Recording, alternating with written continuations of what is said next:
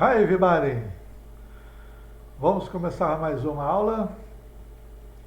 Hoje a gente vai fazer algo um pouco assim mais pesado, digamos assim, que seria uma análise de textos, né? Analisando textos, analyze texts. A gente vai ver aqui algumas dicas, algumas técnicas que a gente usa para analisar um texto, que geralmente quando você vai fazer uma prova, um vestibular, um concurso que tem inglês, é em cima de textos que você vai trabalhar. Até porque o curso não, você vai fazer prova oral, você não vai fazer prova de ouvir, de listening, de speaking. Você vai usar reading, leitura, né? Tá? A gente tem três principais formas de analisar um texto. Cada pessoa tem digamos assim, uma preferência na hora de analisar um texto, mas o ideal é você ter pelo menos essas três formas de abordar o texto para você poder tirar o máximo possível dele, que são assumption, que não é assunção, né? Assumption é suposição, o skimming e o scanning. A gente vai ver esses três aí, vamos ver melhor, vamos ver um por um deles. E depois a gente vai analisar três questões de vestibular, de Enem, né, que a gente pode aplicar isso aqui para vocês verem como é que a gente pega esse tipo de coisa. Vamos lá? Primeiro, assumption, né, suposição. Suposição, por que você tem esse nome? Porque suposição é quando você tem um conhecimento prévio do assunto, você bate o olho no texto e a primeira coisa que você tem que fazer é identificar do que está sendo falado. Identificou o que está sendo falado automaticamente, isso já vai ativar na sua mente uma série de conhecimentos, palavras, vocabulários, né, dentro daquele assunto. Isso vai facilitar. Então você tem que dar, primeira coisa é você identificar, tipo os tempos verbais. Você vai identificar ali se está no presente, se está no passado, se está no futuro, né? Geralmente, grande maioria dos textos, você tem os três tempos verbais ali, misturados. Muito difícil um texto só no passado, só no presente, só no futuro. Normalmente, pelo menos dois tempos verbais você acha. Há muitos textos que têm três. Os três tempos vão sendo trabalhados ali, né? Então, assumption, né, basicamente é um conhecimento prévio, né? Essa suposição, você supõe o que o texto está falando, sobre o que o texto está falando, né? Agora, o skimming, né? O skimming é uma leitura rápida, né? Que tipo de leitura rápida? Você vai fazer aquela leitura anotando, por exemplo, os cognatos. O que são os cognatos? São aquelas palavras muito parecidas com o português, ou até idênticas ao português, né? Tipo chocolate, né? Chocolate, é a mesma escrita. Você tem palavras tipo import, né? Você tem palavras tipo computer, você tem várias palavras que têm a mesma raiz. Aí vem daquela história da raiz latina, né, da palavra. As palavras em português e inglês, que tem 40% por volta de latim, então essas palavras são escritas muito parecidas, você bate o olho nelas, você na hora identifica. Então são os cognatos, não são os falsos cognatos, são os cognatos. Os falsos cognatos é uma outra matéria, aquelas palavras que parecem que têm um significado. Por mais que elas sejam parecidas, elas não são iguais, tá? Elas não têm o mesmo significado. Até aquela assumption que a gente viu agora há pouco é um falso cognato. Parece assunção, mas não tem nada a ver com assunção. Aí a gente tem outro tipo de palavra que a gente identifica no texto, nessa leitura rápida. Essas palavras você vai marcar, você vai fazer marcações. São as que a gente chama de palavras cristalizadas. Palavras cristalizadas seriam palavras que elas já vêm de inglês, português, e de tanto você usar, elas já se incorporaram no português, de forma que você não traduz mais. A gente tem que tirar por home office, e-mail, download, né? Você tem uma série de palavras, muita informática, então está lotado. No mundo da computação, da internet, a própria palavra internet, né? Web design, por aí vai. Você pegou um print screen, né? Um shift. Então você tem muitas palavras que você já usa no dia a dia. Elas se cristalizaram daquela forma que elas são originalmente. Então o texto geralmente tem essas palavras. É muito difícil você pegar um texto em inglês hoje, que você vai olhar e eu conheço essa palavra, não precisa traduzir. Eu não preciso traduzir. E você não deve traduzir. O ideal é que você, quanto mais palavras você tiver cristalizada, melhor o seu inglês. E tem outro tipo de palavra que você vai adotar, que são aquele tipo de palavras estranhas, né? As palavras assombrosas, estranhas, nebulosas, né? Que são aquelas palavras que você não faz ideia do que significa. Eu nunca viu todo o texto também.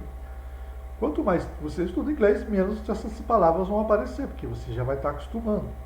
Mas é sempre, dependendo do texto, um texto mais antigo, essas palavras são maior quantidade, inclusive para o nativo.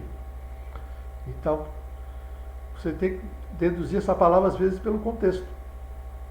Tem que olhar todo em volta dela e usar o seu poder de dedução e falar, isso deve ser isso. Se você não tiver acesso a essa palavra, ou se não tiver acesso a um dicionário ou um Google para conferir aquela palavra, o ideal é você tentar pelo contexto. Mas essas palavras também você vai marcar, porque são as palavras que podem ali você ter questões da prova em cima delas. Eu adoro fazer isso, basicamente, pegar as palavras estranhas e colocar na prova exatamente para ver se a pessoa ficou atenta ao texto mesmo. Né? A terceira técnica que ele chama que é o scanning. Scan é o verbo, na verdade, esse verbo scan, na verdade, a tradução original dele é explorar. É devassar, é você pegar uma coisa e passar o pente fino. Tanto que o movimento do scanning, que a gente chama aqui, a gente chama de scanning, ele literalmente ele passa aquela luz, ele passa por cada detalhe da imagem. Ele pega a imagem perfeitamente, ele explora a detalhe. Então, o que seria essa parte do texto? É aí a parte final do texto, é aquela parte que você vai olhar os mínimos detalhes do texto. São as datas, são os números, são estatísticas, aquelas informações em que tem muita pegadinha, né? Tem muito detalhezinho que ali você tem que tomar cuidado. Também é outro lugar muito comum quando você vai estar se elaborando a prova de inglês, geralmente é nesses detalhes que a gente costuma pegar os alunos, que a gente vê quem realmente estudou o texto a fundo, quem está ali, quem focou no texto. Né? Quem pegou simplesmente, jogou no Google e transcreveu do Google e acabou. Não, leu e o que não fazia o menor sentido foi lá e às vezes viu até uma informação e foi pesquisar sobre aquela informação. Então você conseguia uma informação além daquilo, né? Daquilo que tem o explorar. Explorar é isso. Explorar é você literalmente pegar tudo, né? Você devassar, você não deixar passar nada. Então é o scanning. Então isso é a parte final, digamos assim. É o acabamento na hora de você analisar um texto, né? Então, now let's start practice, né? Vamos começar a praticar, né? Agora vamos praticar. Eu vou pegar 3 atividades aqui, 3 questões de Enem, para vocês verem, diferentes, as questões são diferentes, então a gente vai ver formas que elas foram colocadas e as suas questões, né? A primeira aqui, ó, olha que legal, olha a frase do cartaz. What the power of love? overcomes the love of power, the world will know peace. Uma frase uma música do Jimi Hendrix. Né? Então, olhando assim, pá. Tenho certeza que uma palavra aqui, ó, duas palavras aqui, todo mundo vai bater de cara. Até muita gente vai bater de cara, que é o power, o love. Essas são muito conhecidas. O love, quem não conhece, é possível. Não é possível. Não conhece a palavra love. Então já sabe que é amor aqui. Power, só lembrar de poder, né? Aquilo que dá, que tem o poder. Então, ó, isso aqui é um texto simples, hein, gente. Né? Ó, tem tempo verbal? Tem aqui, ó. Tem dois tempos verbais aqui, ó. Overcomes e o will. Então, nós temos aqui o presente, o overcomes, e o will, que leva o verbo know para o futuro. Então, já deu para identificar. Power, love, um verbo no presente e um verbo no futuro. Se tiver um vocabulário um pouquinho melhor, você já vai identificar. Peace, ó, peace, né? Então, o A sai bem de leve. Peace. E o when, né? O when, que é um pronome interrogativo. Quando, né? Então, o the, né? Então, with the power, quando o poder, né? Quando o poder do amor sobrepõe o poder, né? O amor do poder, o mundo, né? Quando o poder do amor se sobrepor ao poder do amor, o mundo conhecerá a paz, né? Aí você vai lá para a questão. A questão que ela pede aqui, ó, aproveitando do seu status social e da possível influência sobre seus fãs, o famoso músico Jimi Hendrix associa em seu texto os termos love, power and peace para justificar sua opinião de que, opção 1, a paz tem o poder de aumentar o amor entre os homens. O amor pelo poder deve ser menor do que o poder do amor. O poder deve ser compartilhado entre aqueles que se amam. O poder pelo poder é capaz de desunir cada vez mais as pessoas. Não, o amor pelo poder é capaz de desunir cada vez mais as pessoas. A paz será alcançada quando a busca pelo poder deixar de existir. Repare que tem as questões estão baralhadas, elas confundem. Mas aí primeiro você vai ter que eliminar. Você vai eliminar aquelas que são mais absurdas. Né?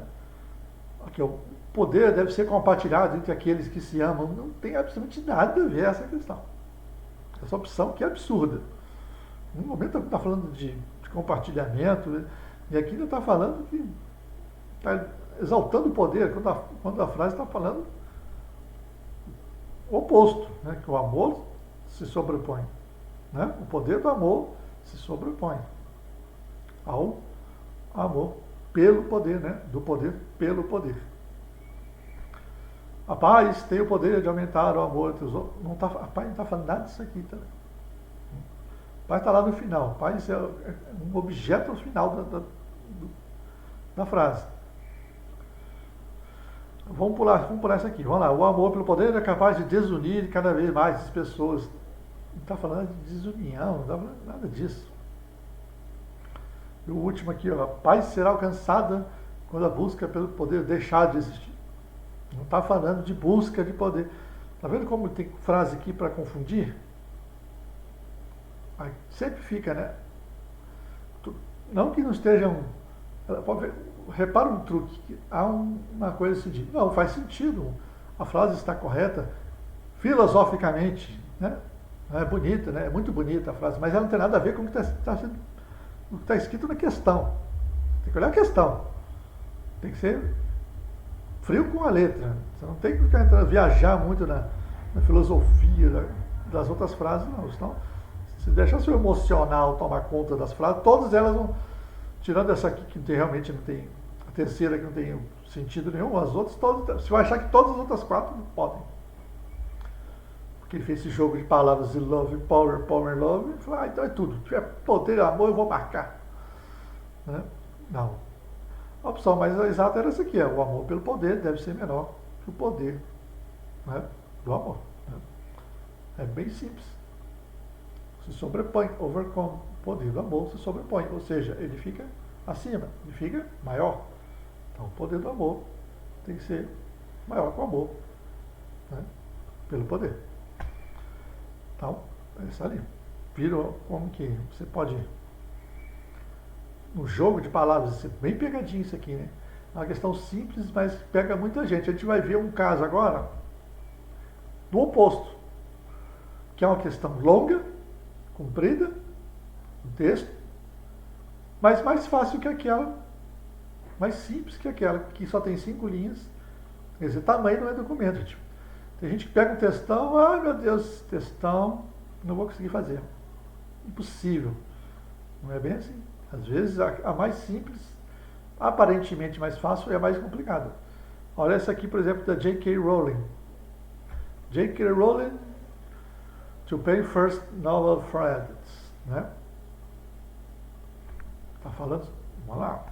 Não vou precisar ler o texto todo aqui, mas a gente vai, mas vamos ver aqui. Tá, aí tem um texto falando, né, sobre a J.K. Rowling. Se eu vou traduzir tudo isso aqui, a gente vai perder muito tempo. Vocês, nem eu nem vocês têm muito tempo. A gente vai analisar. Primeiro vamos ver as questões. J.K. Rowling tornou-se famosa por seus livros sobre o bruxo Harry Potter e suas aventuras, adaptadas para o cinema. Esse texto, que aborda a trajetória da escritora britânica, tem por objetivo a. Informar que a famosa série Harry Potter será adaptada para o público adulto. B. Divulgar a publicação do romance por J.K. Rowling inteiramente para adultos. C. Promover a nova editora que irá publicar os próximos livros de J.K. Rowling. D. Informar que a autora de Harry Potter agora pretende escrever para adultos. Né? Anunciar o novo livro da série Harry Potter publicado, né, por editora diferente. Olha agora, olha que danado isso aqui. Agora vamos ver o texto. A autora anunciou planos de publicar seu primeiro romance. Novel, gente. Novel não é novela, é o falso cognata. Então aqui a gente já começa a pegar as palavras. Vamos lá. Planos. Não, olha como tem cognato. Novel não é novela, é romance. Adults. Ó, outro cognato. Então você vai te tirando. Cada linha você tem palavras muito conhecidas, ó, famous, famoso. Cada linha você vai, se você marcar tudo isso, você já,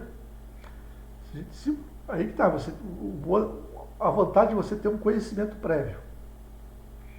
Se você é uma pessoa que já se informa, já lê, assiste notícias, boas notícias, né, notícias culturais também, você já vai identificar quem é ela.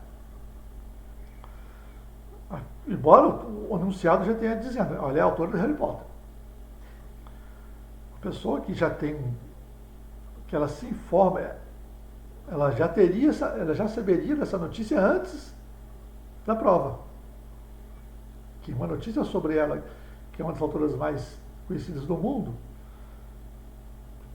foi uma notícia que foi espalhada, muita gente ficou sabendo.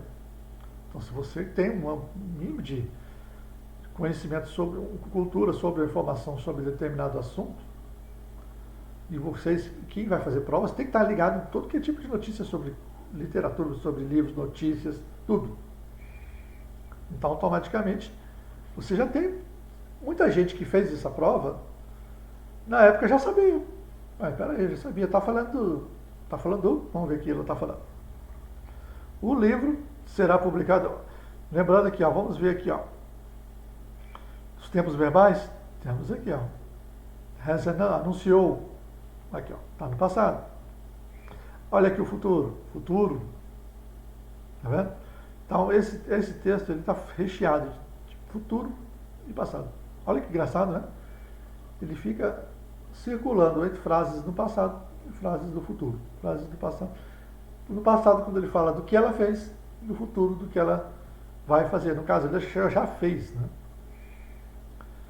Então, ela fala, o livro será publicado no mundo todo, com data ainda a ser definida, né? Aí ela fala, a liberdade para explorar um novo território é um presente que o sucesso de Harry me trouxe, né?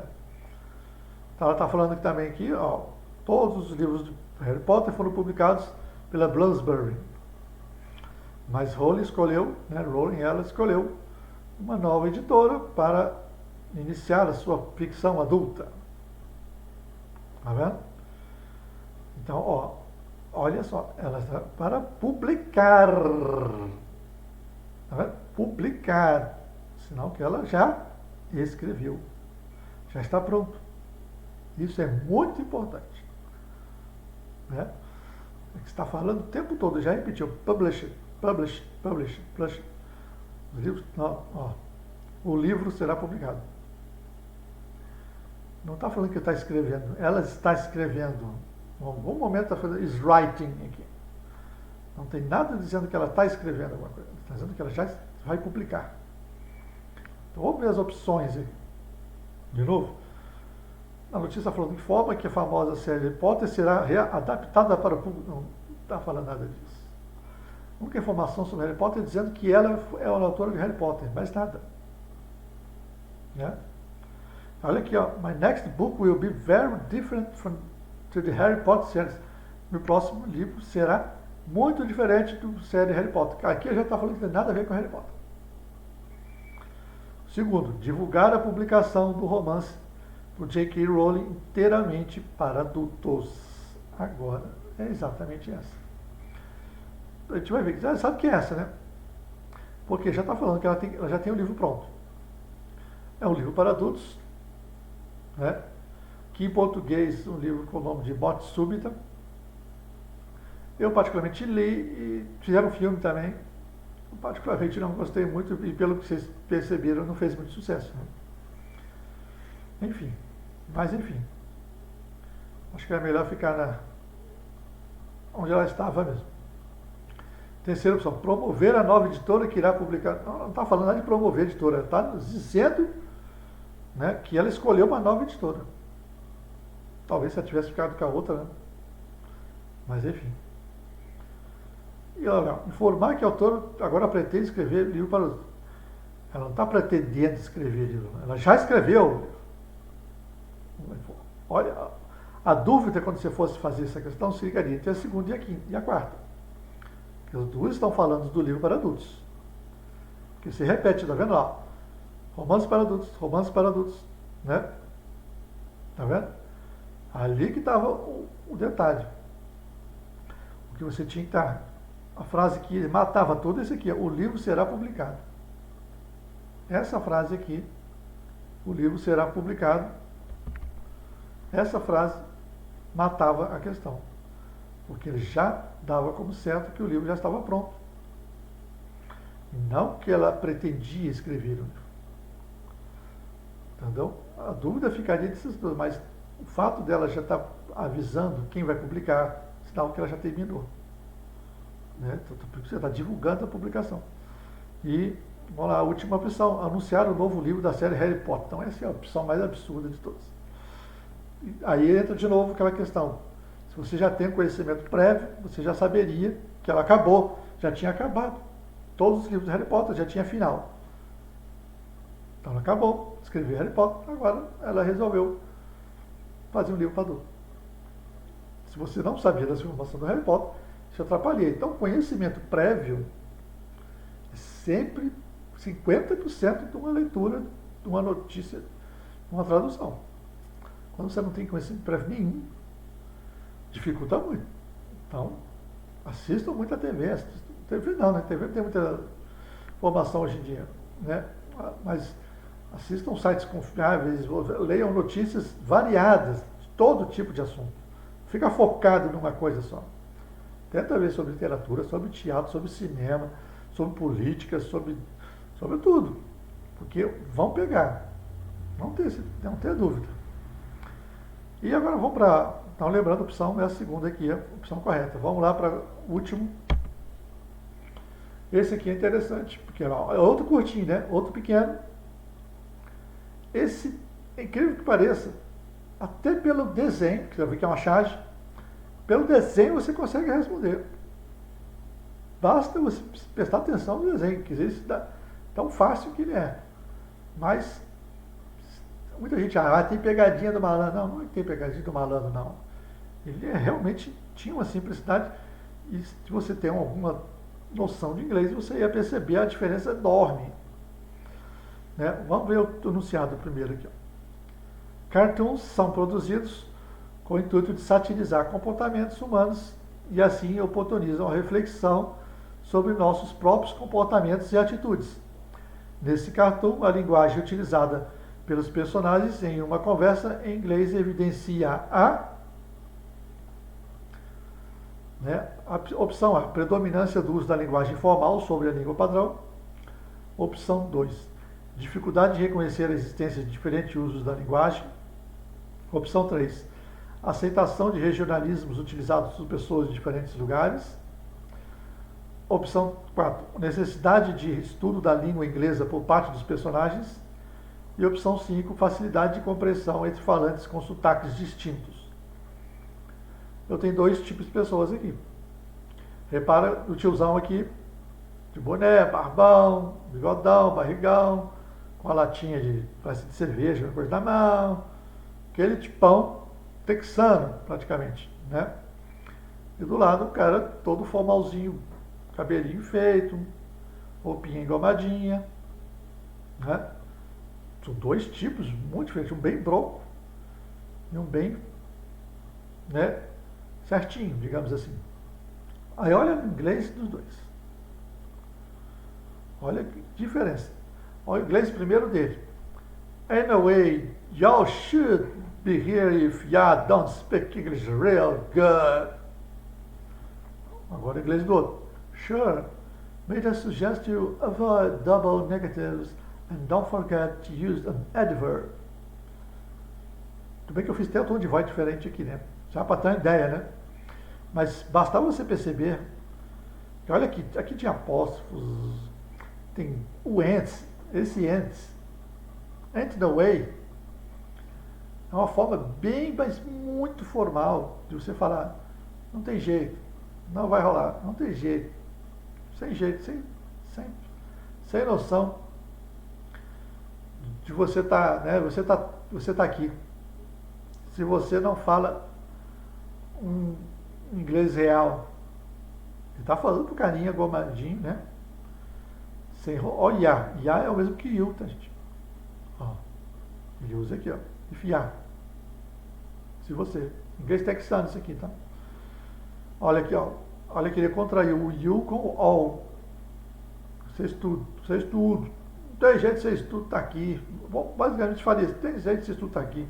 Se vocês não falam inglês de verdade. Aí o cara do outro lado, sure, né? Correto. Sim, claro. Eu poderia sugerir a você de evitar negativas duplas e não esqueça de usar um advérbio. Quer dizer, ele está tentando. Ele falou e o carinha, olha o gestual, gente, presta atenção. Ele está com a mão, ele está botando a mão aqui na boca, tipo, não entende nada que ele falou. Quer dizer, um falou inglês bem, muito informal e regionalizado, porque é um texano, né? É um inglês bem assim, daquele bronco mesmo. Pronunciado, então vai ficar, dependendo né, do jeito que ele fala, né, da forma, se ele vai embaralhar as palavras, se ele não vai, né, da pronúncia da palavra, vai ser pior ainda.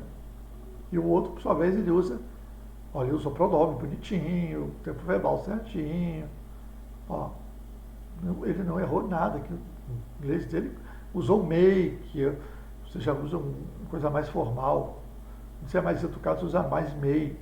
Hoje em dia, você já caiu muito por terra, o can e o may já estão. Mas ainda, se for uma ocasião bem formal, você vai usar o may ainda. Então, repara, os dois não se entendem. Então, não resta opção. Olhar as opções, que a opção B, dificuldade de reconhecer a existência de diferente uso da linguagem, é a opção correta. Porque os dois não está querendo, um está dizendo que o inglês dele não é real, e o outro está querendo dizer que o inglês do outro está cheio de erro. O seu não é real e o seu é errado. O seu inglês é real, não é real. Ah, o seu não está certo, o seu tem que botar de verbo. Na verdade, a gente sabe que os dois, o inglês é formal, que é o inglês técnico, é o inglês a rigor. Não é que um está certo ou está errado, não. Realmente, deve haver regras, deve haver. Quanto mais você puder falar o inglês correto, melhor, porque isso, principalmente dependendo de quem vai usar. Se você vai usar uma autoridade, se vai fazer um documento, se você vai escrever um livro em inglês, você vai ter que usar um inglês formal. Dependendo do livro, é claro, mas um livro de história, um livro de ciências, né? Um livro que você vai usar uma linguagem, você precisa de uma linguagem padrão para que qualquer falante de inglês no mundo entenda o que você está falando. É por isso que você tem que estudar a língua padrão. Não é deixar cada um falar o inglês que quer, senão você vai bagunçar o negócio, ninguém vai chegar a um ponto que ninguém se entende, cada um vai estar falando um dialeto. Por isso que existe a normatização de uma língua, para que haja um padrão, para que as pessoas não se afastem muito do padrão e criem dialetos dentro de uma mesma língua. Né? Então, aqui está mostrando muito bem isso, a diferença de uso da linguagem, há uma certa dificuldade. Tá? É só isso que ele está falando. Ele não está falando mais absolutamente nada. Ele não está falando de predominância da linguagem padrão. Aqui ele não está falando disso. Aqui não está falando de regionalismo. Também não está falando. Apesar de ter um ser bem regionalizado aqui, que é o primeiro, aqui esse outro inglês é o inglês formal padrão. Aqui não dá, o texto não está dando sotaque. Se tivesse dando sotaque, um tipo de sotaque, aí você poderia dizer que tem a ver com regionalismo. Não tem regionalismo. Necessidade de estudo é outra opção, que é a necessidade de estudo de língua inglesa por parte dos personagens. Não. O primeiro tem um inglês totalmente louco. O segundo até tem um inglês formal, estudou bastante o inglês, então ele fala o inglês bem certinho. Tá? Então, na verdade, também não é. E a facilidade de compreensão entre falantes com sotaques distintos. Não. Não tem facilidade de compreensão, não. Aqui está vendo que os dois não estão se entendendo muito. Então, por isso que era a segunda. Reparou? Olha, reparou, ó, os tempos verbais. Né? Aqui, ó. Tá vendo que o texto é pequeno, mas como vocês puderam ver, o scanning, você bater o olho no formato das palavras, na forma que elas são escritas, vocês perceberiam que uma está escrita com inglês bem estranho e o outro com inglês bem mais simples de entender. Aqui você poderia já matar os diferentes usos da linguagem e, claro, a própria imagem. Ok? Bem, então, it's over, né? Acabou mais essa. Então, eu espero que tenham gostado, espero que aproveitem. Então, see you later, alligator. Bye.